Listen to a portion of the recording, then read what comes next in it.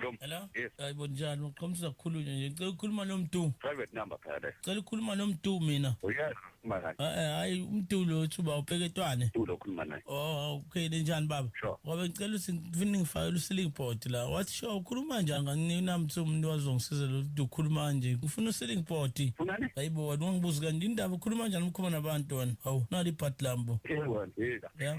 Mama into bekhuluma nami ngele phakathi. Ngithi ngifuna uceiling board, ningifakele uceiling board. Uceiling board angofaka uceiling board mina. Ufakani kanti ngokuthi wena uzongisiza la wangilungisa indlu nje ikhishi lonke ngifuna liqonde. Awukhuluma kahle awuzwakali. Ngithi ikhishi lonke ngifuna liqonde bengithi ngifuna into uzongisiza la ngosilingi amawini nayo yonke into yabona manje angazi ukuthi wena ufaka futhi uceiling board noma usiyekile Ufaka uceiling board. ufakani pho Faka noma yini efakayo kodwa uceiling board.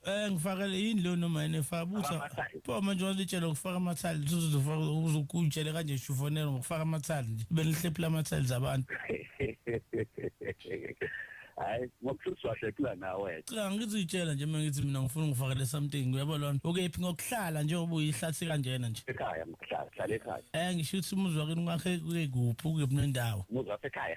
Senani. Oyikhuluma nje ayi ngoba labantu basenani hayi awugcwele usikhotheni bengazi ukuthiwa ngithifela umuntu wasenani ngeke vele ukwazi ukuza la uzosebenza la eMlazi Emlazi. ngeke ukwazi vele phela manje imali nemali yokugibela ukwazi uba nayo yabo labo usikhotheni bakona ngibe nawe nokuthi una imali onemali eningi. Yeah.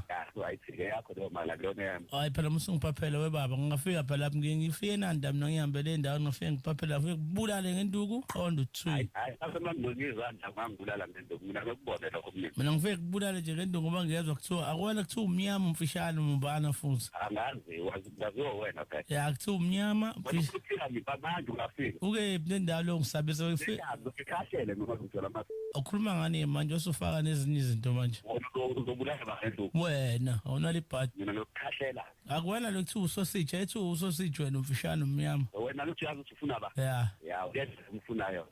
ngizofika lapho kubulale ngebhacwali Ufika sikhathi. ngamanje njwayela abanye njwayela mhlawumbe ukhuluma nosisa ngazini yabo Ugcwala abantu kabi. ungazi phela ungakhuluma njwayela abantu ngabona ngizokukhombisa ngoba mina ngihlale Sana ngaphindi sengishilo. ngihlale eMlazi mina ngikutshelwa ngihlale eMlazi mina wangisazi kanjani Noma tu uhlala. ngiyakutshela Ngikhahlele. ngihlale eMlazi lento enokuhlala lapho komshazafo Manje lenze ukuthi uhlale ebukazi. lento yokuhlala lapho komshazafo mesithi niyazi ukubulala ngenduku ngizofika lapha eNanda ngizofika ngolesihlanu mina lapha eNanda ugcwale Ukungifonela yazi. uyezwa Bese ufikile ungifonela. uyezwa ngithini wena Ngoba kuphendule ngoba phela ngiyakubuza. uyezwa yini wena uyezwa wena usosithi Mina kwena masufikile ufone. ngifonele ba wena ngizokubhanza kugcwalisela Mina kanti ufonela ba manje. usosithi Ya.